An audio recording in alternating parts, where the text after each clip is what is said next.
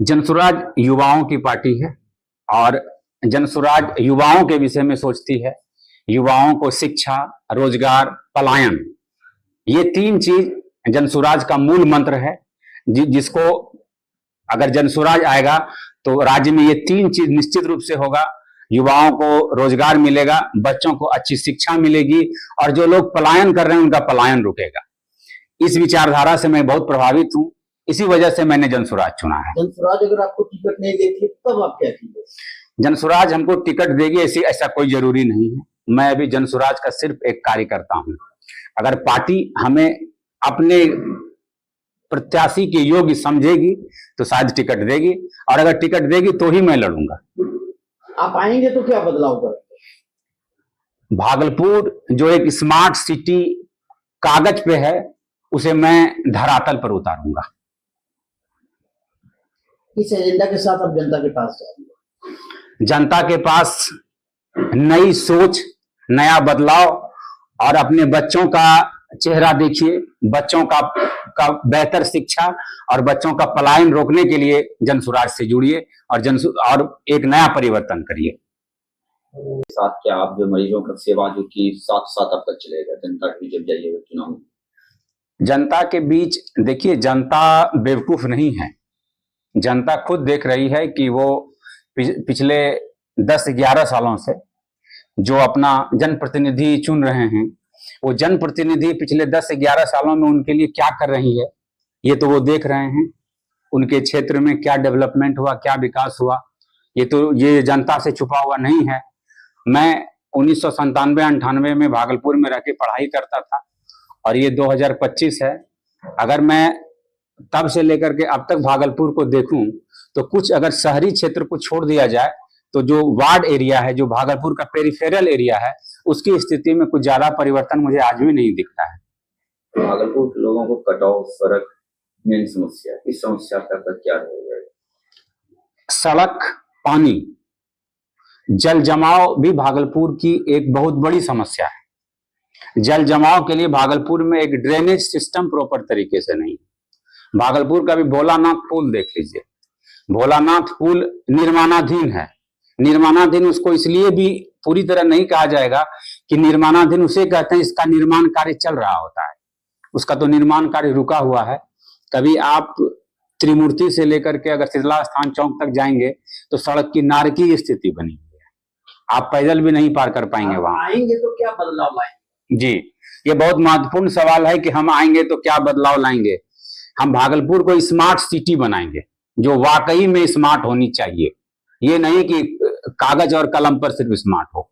और smart city के अंदर वैसी बहुत सारी बातें आती हैं जो अभी हम आपके सामने नहीं रख सकते हैं। ऐसी बहुत सारी एजेंडा, बहुत सारा ऐसा मेरे दिमाग में फ्रेमवर्क है जो कि भागलपुर को खूबसूरत बनाया जा सकता है। मरीज को सेवा दे रहे हैं, अब भागलपुर तो प्रत्याशी हो जनसुराज ही क्यों? बहुत अच्छा सवाल किया आपने कि काफी लंबे समय से हम गरीब जनता की सेवा कर रहे हैं, इसके बावजूद जनसुराज क्यों? जनसुराज से भी पहले ये बात आती है कि राजनीति क्यों? हम तो डॉक्टर हैं। जैसा इंटेलेक्ट क्लास के बीच में ऐसा होता है कि आप पढ़े लिखे योग्य आदमी हैं, अपनी जिंदगी अपने बल पे चला रहे हैं, तो राजनीति में आने की जरूरत क्यों पड़ी? सबसे पहले लोगों को यही लगता है। फिर दूसरी बात तब आएंगे हम कि जनसुराज क्यों। सबसे पहली बात है कि राजनीति में आने का मेरा कोई मकसद नहीं था। मैं डॉक्टर हूं और एक डॉक्टर के रूप में लोगों की सेवा में पिछले 8 साल से कर रहा हूं और भागलपुर और इसके अन्य आसपास के क्षेत्र के लोगों का मैंने निःशुल्क इलाज किया है और ये इलाज मैं अभी भी कर रहा हूं और इस कार्य से मैं काफी प्रसन्न हूं। इससे कोई दिक्कत नहीं है। गरीब जनता की सेवा से, उनके आशीर्वाद से नमक रोटी चल रही है हमारी। इसके बावजूद भी राजनीति में आने का मेरा कोई इरादा नहीं था और राजनीति में मैं इसीलिए आया क्योंकि जनसुराज है। क्योंकि जनसुराज की जब मैंने विचारधाराओं को देखा, जब उनकी बात सुनी, जब मैंने उन्हें समझा, तो मुझे लगा कि नहीं, लोगों ने ये जो भ्रम फैला रखा है कि जो पढ़े लिखे इंटेलेक्ट क्लास के लोग राजनीति में नहीं आएंगे, यह गलत है। पढ़े लिखे इंटेलेक्ट लोग ही अगर राजनीति में आए तभी राज्य की और देश की दिशा दशा बदली जा सकती है।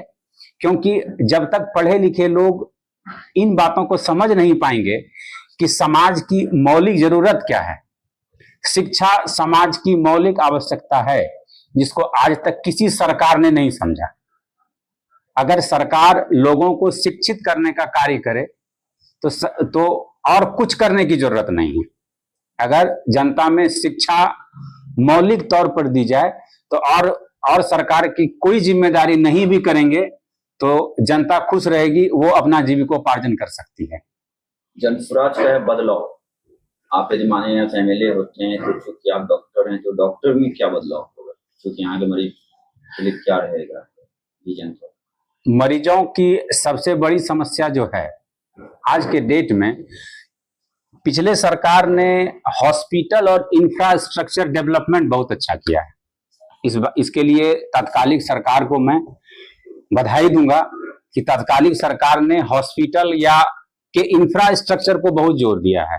बिल्डिंगें बहुत अच्छी बनी हैं, जनरेटर की, लाइट की, पानी की व्यवस्था बहुत अच्छी है। लेकिन डॉक्टर्स की व्यवस्था, डॉक्टर्स दवा की व्यवस्था, डॉक्टर्स की 24 आवर अवेलेबिलिटी, इन सारे चीजों को सुनिश्चित करने में तत्कालिक सरकार अक्षम है। इसकी सबसे बड़ी विडंबना यह है, मैं एक डॉक्टर हूं, मैं भी कुछ दिन सरकारी नौकरी में था। मेरा ये अनुभव है कि बिहार में डॉक्टरों की जो तनख्वाह है वह एक नर्स से कम है। अगर आप मेरी बात पर अगर यकीन नहीं करेंगे तो आप जाइए, एक सम उम्र के, एक उम्र के डॉक्टर और उसी उम्र के एक नर्स जो सरकारी अस्पताल में कार्यरत हैं, आप उन दोनों के वेतनमान का पता करिएगा तो शायद उस उम्र की नर्स का तनख्वाह डॉक्टर से ज्यादा बेहतर है। जब डॉक्टर को उनके कार्य के अनुसार से, उनकी योग्यता के हिसाब से तनख्वाह नहीं देंगे, उनको वेतनमान नहीं मिलेगा, तो वो कैसे काम कर पाएंगे? काम करने के साथ साथ उनको वो फैसिलिटी भी चाहिए, जिसकी यहाँ भारी कमी है। डॉक्टर की कमी नहीं है, डॉक्टर हमारे यहाँ हैं, लेकिन डॉक्टर की जो योग्यता है उनको उनके हिसाब से तनख्वाह मिलनी चाहिए, तभी यहाँ हम मैन पावर इन्हांसमेंट कर पाएंगे।